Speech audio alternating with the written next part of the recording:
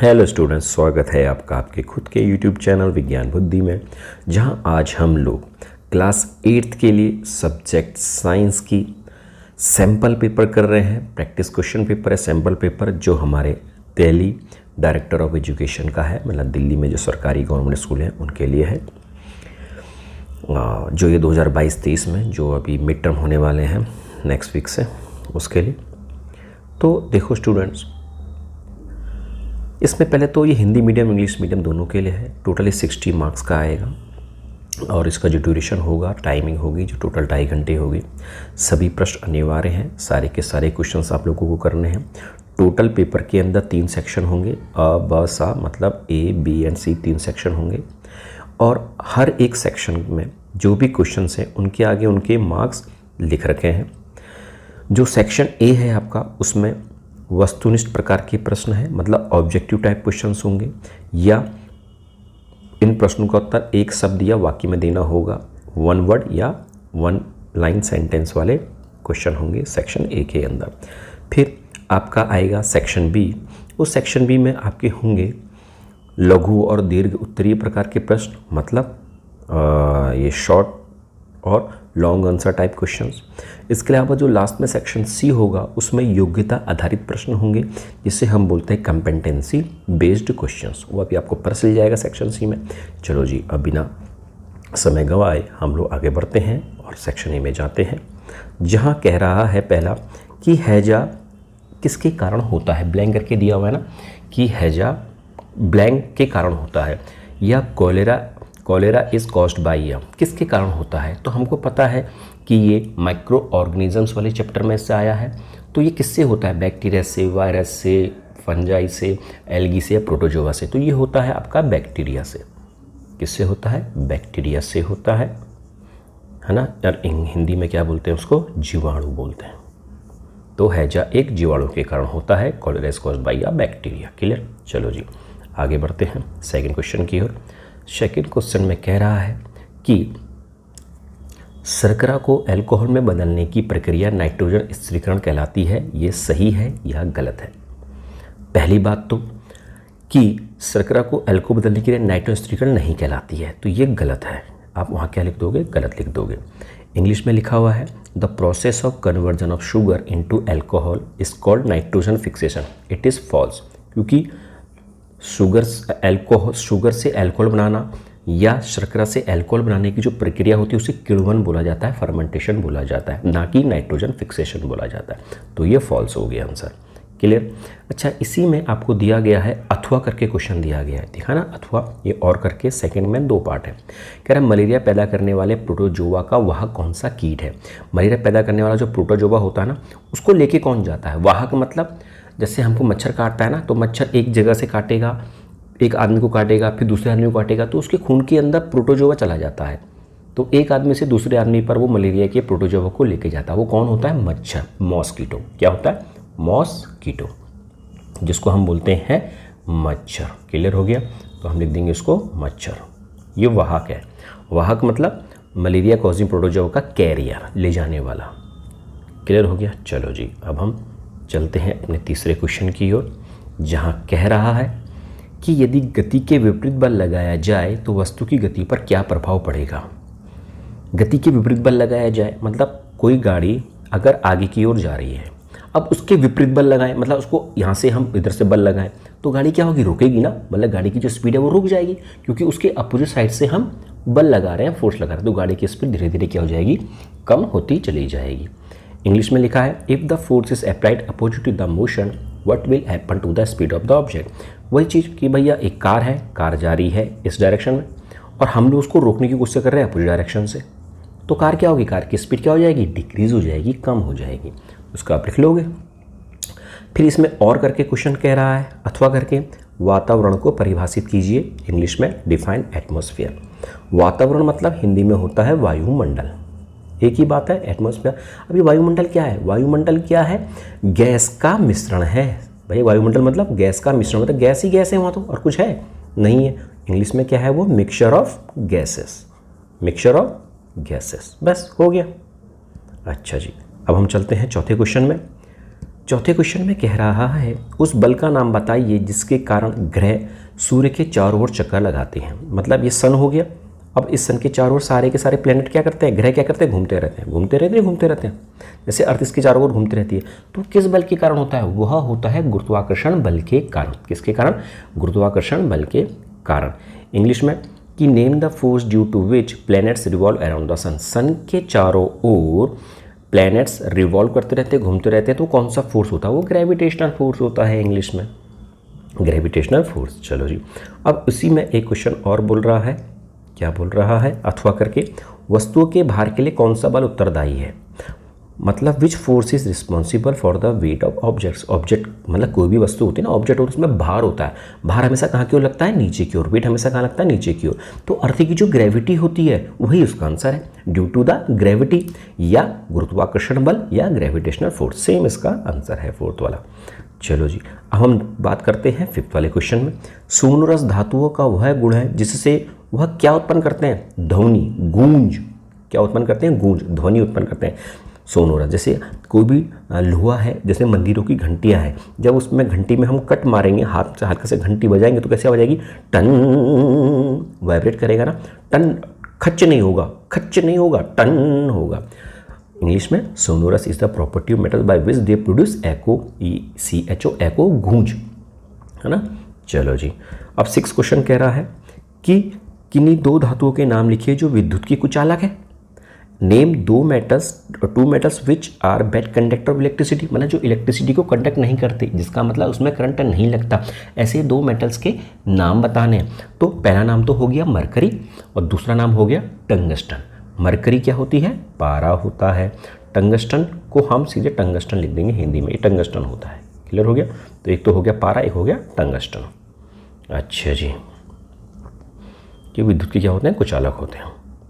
Next आ गया हमारा question, copper zinc sulphate के विलयन से जिंक को विस्थापित कर देता है, सही है या गलत है। जो कॉपर होता है ना, वो जिंक सल्फेट में से जिंक को बाहर निकाल देगा, ऐसा कहा जा रहा है।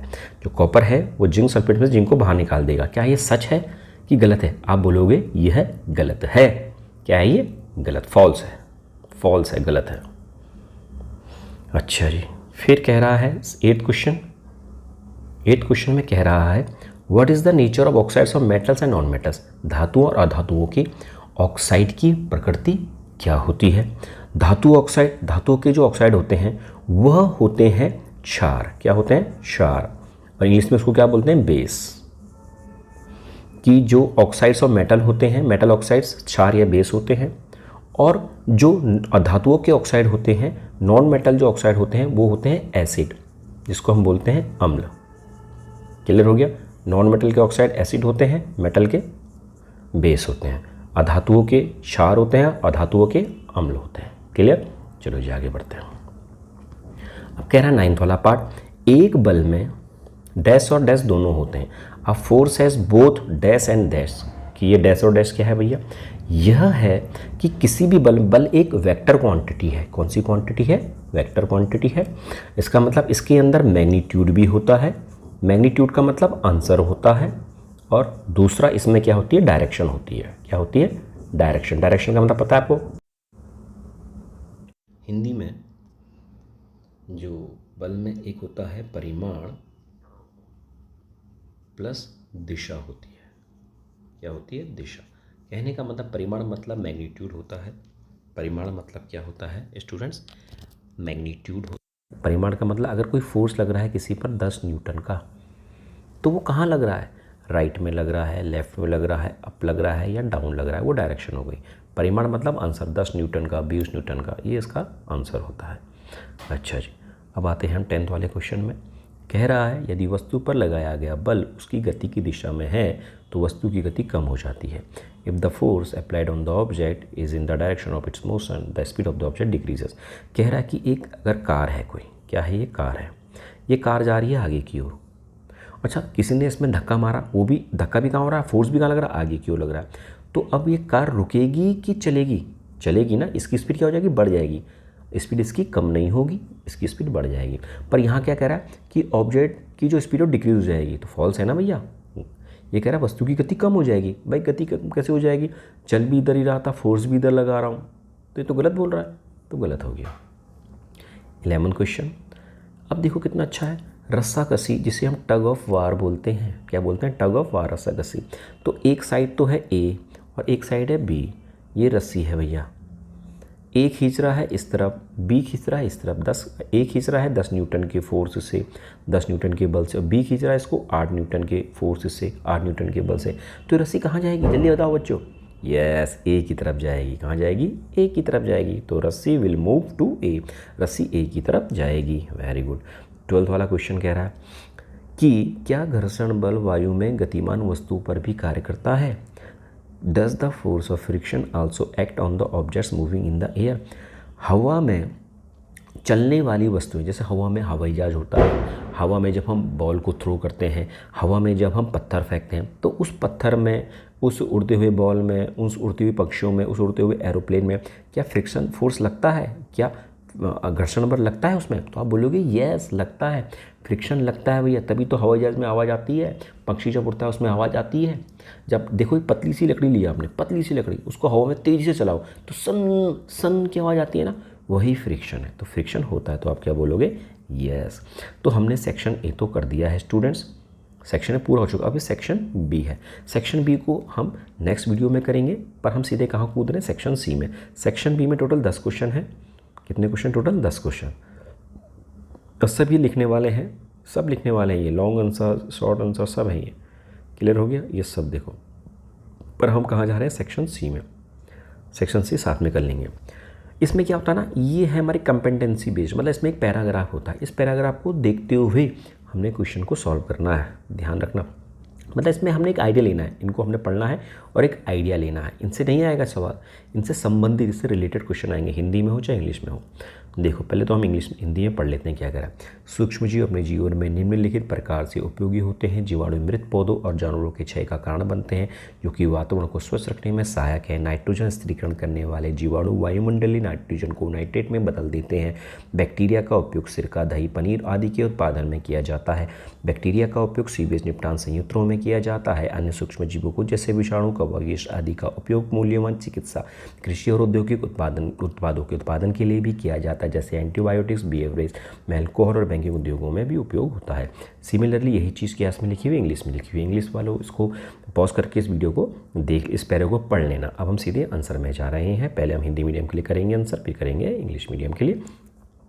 उन्हीं को पैरे को समझते हुए क्वेश्चन देने हैं। टोटल एक क्वेश्चन, इसके 4 ऑप्शन हैं, जिसमें से कोई भी एक होगा उस पर राइट कर देना है। वो सूक्ष्मजीव जो अपने पोषण के लिए मृत एवं सड़ने वाले कार्बनिक पदार्थों को खाते हैं। ऐसे सूक्ष्मजीव जो अपने पोषण के लिए, मतलब अपने खाने के लिए मृत और सड़ने वाले कार्बनिक पदार्थों को खाते हैं, वो क्या कहलाते हैं, वो कहलाते हैं हमारे क्या, मृतजीवी। मृतजीवी मतलब मृत वालों को खाने वाले, मृतजीवी। इंग्लिश में the microbes which feed on dead and decaying organic matter for their nutritional card, वो क्या है, सैप्रोट्रॉप्स। हम लोग एट्रोट्रॉप्स होते हैं, ऑटोट्रॉप्स पेड़ पौधे होते हैं, पैरासाइट जुएँ होते हैं। तुम्हारे सर में जो जुएँ हैं वो पैरासाइट्स है। पर जैसे मशरूम सड़ी गली चीज़ों को खाता है, वो सैप्रोट्रॉप्स होता है, मृतजीवी होता है। क्लियर। चलो जी, अब सेकंड क्वेश्चन में आते हैं। कह रहा है वह जीवाणु जो वायुमंडलीय नाइट्रोजन को नाइट्रेट में परिवर्तित कर देता है, उसको हम कौन से बैक्टीरिया कहते हैं। देखो, माइकोबैक्टीरियम अलग बीमारी में यूज होता है, लैक्टोबैसिलस दही बनाने में यूज होता है, एंथ्रेक्स गाय भैंसों में बीमारी होती है, राइजोबियम जो बैक्टीरिया है यही क्या करता है, वायुमंडलीय नाइट्रोजन को, एटमॉस्फेरिक नाइट्रोजन को नाइट्रेट में बदलता है। Rhizobium is the answer. Okay, चलो जी। थर्ड क्वेश्चन कह रहा है कि हमको दूध से दही और पनीर का उत्पादन करना है, मतलब दूध से हम कर्ड बना रहे हैं, चीज़ बना रहे हैं, तो वो किस जीवाणु, किस बैक्टीरिया द्वारा होता है, इसको पता है, लैक्टोबैसिलस। लैक्टोबैसिलस से ही कर्ड बनती है, दही बनती है। एंथ्रेक्स गाय भैंसों में होने वाली बीमारी से बीमारी वाला बैक्टीरिया है। राइजोबियम वो है नाइट्रोजन फिक्सिंग बैक्टीरिया, नाइट्रोजन स्थिरीकरण का, माइकोबैक्टीरियम से कुछ नहीं होता। क्लियर। इंग्लिश में भी वही है, हिंदी में भी वही है। फिर हम चले गए किसमें, चौथे वाले क्वेश्चन में। स्टूडेंट्स, क्या ब्रूअरीज उद्योगों में किण्वन की प्रक्रिया के लिए जिम्मेदार सूक्ष्मजीव है। ब्रूअरीज मतलब microbes which are responsible for fermentation in breweries industry, मतलब जिसमें हम अल्कोहल बनाते हैं। शुगर को क्या बना देते हैं हम, अल्कोहल। शक्कर को हम अल्कोहल बना देते हैं। वो किससे बनता है, यीस्ट से। यीस्ट पाउडर होता है, यीस्ट पाउडर। अच्छा जी। फिर ये पैराग्राफ है भैया, हिंदी वालों तुम भी पढ़ लेना इसको सही ढंग से, इंग्लिश वाले भी पढ़ लेंगे सही ढंग से। क्या लिखा है, ये सूक्ष्मजीव हमारे जीवन हमारे पर्यावरण के लिए, मनुष्य पेड़ पौधों तथा पशुओं के स्वास्थ्य के लिए भी हानिकारक है। सूक्ष्मजीव मनुष्यों, पौधों और जानवरों में बीमारियों का कारण बनते हैं। सूक्ष्मजीव भोजन को खराब करते हैं और खाद्य विषाक्तता का कारण बनते हैं। सूक्ष्मजीव पर्यावरण और परिवेश की गुणवत्ता को भी खराब करते हैं। इस प्रकार विभिन्न हानिकारक जीवों से अपने आप की सुरक्षा की भी आवश्यकता है। और ये इंग्लिश में ऐसे वीडियो पॉज करके देख लेना। अब हम क्वेश्चन को करने जा रहे हैं इनसे रिलेटेड। देखो बच्चों, रोग उत्पन्न करने के लिए उत्तरदायी सूक्ष्मजीव कहलाते हैं। जो रोग उत्पन्न करेंगे उनको क्या बोलेंगे हम लोग, उनको बोलते हैं हम लोग पैथोजेंस। क्या बोलते हैं, पैथोजेंस, जो रोग उत्पन्न करते हैं, रोगजनक। देखो रोग फैलाने वाले रोगजनक ही होंगे, इंग्लिश में पैथोजन। दूसरा क्वेश्चन कह रहा है निम्नलिखित में से कौन सा एक संक्रामक रोग है जो सूक्ष्मजीव कारण होता है। मतलब इन चारों में से वो कौन सा इन्फेक्शन डिजीज है जो फैलती है, संक्रामक इन्फेक्शन वाला जो फैलती है, एक बंदे से दूसरे बंदे में फैलेगी, ऐसा कौन सा है। देखो तो वह कौन सा संक्रामक रोग है, तपेदिक ट्यूबरक्लोसिस। ये बड़ी जल्दी से फैलता है, सूक्ष्मजीव के कारण होता है। किसी कारण होता है, सूक्ष्मजीव के कारण, माइक्रो ऑर्गेनिज्म के कारण होता है। बाकी एड्स, पोलियो और डेंगू ये माइक्रो ऑर्गेनिज्म से नहीं होता है, ये खाली किससे होता है, वायरस से होता है। खाली ये जो जीवाणु से होता है, इस ट्यूबरक्लोसिस से बोलेंगे, टीबी, क्षय रोग। नेक्स्ट आ गया, निम्नलिखित में से कौन सा रोग विषाणु से होता है। विषाणु मतलब वायरस होता है, वायरस। इनमें से कौन सा होता है भैया, इनमें से कौन होता है, वो हेपेटाइटिस। हेपेटाइटिस क्या होता है, हेपेटाइटिस विषाणु से, वायरस से होने वाली बीमारी का नाम है। अच्छा जी, वो सूक्ष्मजीव जो केवल प्रपोसी के अंदर रहने पर ही जीवित कहलाते हैं। ऐसे organisms which is living only when inside the host is. इन चारों में से देखो, फंजाई कवक, वायरस विषाणु, बैक्टीरिया जीवाणु, प्रोटोजोआ प्रोटोजोआ, इन चारों में से केवल एक ही ऐसा माइक्रो ऑर्गेनिज्म है, सूक्ष्मजीव है, जो जब किसी इंसान की बॉडी में जाएगा ना तभी जाकर परपोसी वाला बॉडी के अंदर जाएगा किसी, बट तभी वो जिंदा होगा। तो वो कौन होता है, वायरस विषाणु। ये याद रखना इसको। अच्छा जी, अब आ गया ये 14 क्वेश्चन। क्या कह रहा है इसमें, जरा देखें। कुछ गुण निम्नलिखित तालिका में सूचीबद्ध हैं, इन गुणों के आधार पर धातु और अधातु में विभेद कीजिए। गुण, कठोरता, धातु क्या है, कठोर है, यस। अधातु कठोर नहीं होती, नो। धातु अज्ञातवर्धता मतलब इन पर हथौड़ा मारो और लोहे की ये चादर बन जाती है, पतली थिन शीट बन जाती है। जैसे एल्यूमिनियम की फॉयल होती है, जैसे गोल्ड की फॉयल होती है ना। तो अज्ञातवर्धता मतलब इनमें चोट लगकर टीन बन जाती है, यस। ये बनते नहीं, ये तो टूट जाते हैं। तन्यता, तन्यता का क्या मतलब होता है स्टूडेंट्स, तन्यता मतलब तार बनाना, खींच कर क्या बनाने का, तार बनाना। तो तार किसकी बनती है, धातु की, यस, तार बनती है इनकी। इससे तार, अधातु की तार नहीं बनती है। ऊष्मा और विद्युत का संचालन मतलब इनमें इलेक्ट्रिसिटी और जो हीट होती है उसका क्या करते हैं, कंडक्टर करते हैं, कंडक्ट करते हैं, यस। मेटल करते हैं और ये नहीं करते हैं, नो। क्लियर। अच्छा, यही चीज़ इंग्लिश में है, यही चीज़ क्या है, इंग्लिश में है भैया। मेटल हार्ड होते हैं, यस होते हैं। Non metal, no. मेलाइबिलिटी वही थिन शीट में चेंज जाना, metal, yes. Non metal, no. Ductility मतलब वायर बन जाना, मेटल वायर बनते हैं, ये वायर नहीं बनते। कंडक्शन ऑफ हीट और इलेक्ट्रिसिटी, यस, कंडक्ट करते हैं इलेक्ट्रिसिटी और हीट को, ये नो। क्लियर। ये बता रहा था कि अधातु, ये जो बता रहा ना इसमें अधातु और ये अधातु नॉन मेटल, मेटल, धातु, अधातु, वही कि तन्य है कि नहीं है, मेलाइबल है कि नहीं है ना। चलो जी, वही जो यस और नो लिखना और कुछ नहीं, हमने कर दिया। फिर लास्ट क्वेश्चन है, 15 क्वेश्चन है, टोटल 15 क्वेश्चन ही आएंगे। धातु और धातु हमारे लिए बहुत उपयोगी है। धातुओं का उपयोग खाना बनाने के लिए, सामान बनाने में, बिजली के उपकरण, बिजली का तार, फ्रिज आदि बनाने में, भवन निर्माण सामग्री के लिए एल्यूमिनियम, लोहे की शीट बनाने में, सोना चांदी आदि आभूषण बनाने में तथा तांबे एल्यूमिनियम का सिक्के बनाने में किया जाता है। धातुओं का उपयोग भी कई जगह तथा कई वस्तु बनाने में होता है, जैसे कि अमोनिया, नाइट्रिक एसिड उर्वरक को बनाने में, पानी के शुद्धिकरण के लिए, रॉकेट ईंधन के रूप में, बेंजीन बनाने के, सल्फ्यूरिक एसिड बनाने में। ये अपने इंग्लिश में है, इंग्लिश में आप खुद पढ़ोगे, वीडियो पॉज करके। आगे चलते हैं। कह रहा है विद्युत तार बनाने के लिए किस धातु का उपयोग होता है। भैया हम जो वायर बना रहे हैं किसकी बनेगी, क्या सोडियम की वायर बनती है, क्या गोल्ड की, सोने की वायर बनती है, क्या पारा मरकरी की बनती है, नहीं, किसकी बनती है, कॉपर की वायर बनती है केवल, ओके। नेक्स्ट, आभूषण बनाने के लिए, ज्वेलरी बनाने के लिए किन धातु का उपयोग होता है। सबको पता है गोल्ड और सिल्वर का ही होता है भैया, है ना, सोना चांदी का। तो ए है इसका आंसर। ये आपको रटना है, ये वाली चीज़। कौन सी चीज़ कि कह रहा है उर्वरक, फर्टिलाइजर, खाद बनाने के लिए किन अधातु का उपयोग होता है, नाइट्रोजन और फास्फोरस का। ये याद रखोगे आप, नाइट्रोजन और फास्फोरस का, ये रखना भैया। जल के शुद्धिकरण के लिए कौन सा प्रयुक्त अधातु है। जल का नॉन मेटल, कौन सा नॉन मेटल है जो वाटर प्यूरिफाई में यूज़ होता है, क्लोरीन गैस। क्लोरीन की गोलियाँ होती हैं, क्लोरीन की गोलियों को पानी में डाल दो और ख़त्म कहानी। तो स्टूडेंट्स, ख़त्म हो गया आपका ये सैम्पल पेपर। मिलते हैं नेक्स्ट वीडियो में, ओके बाय।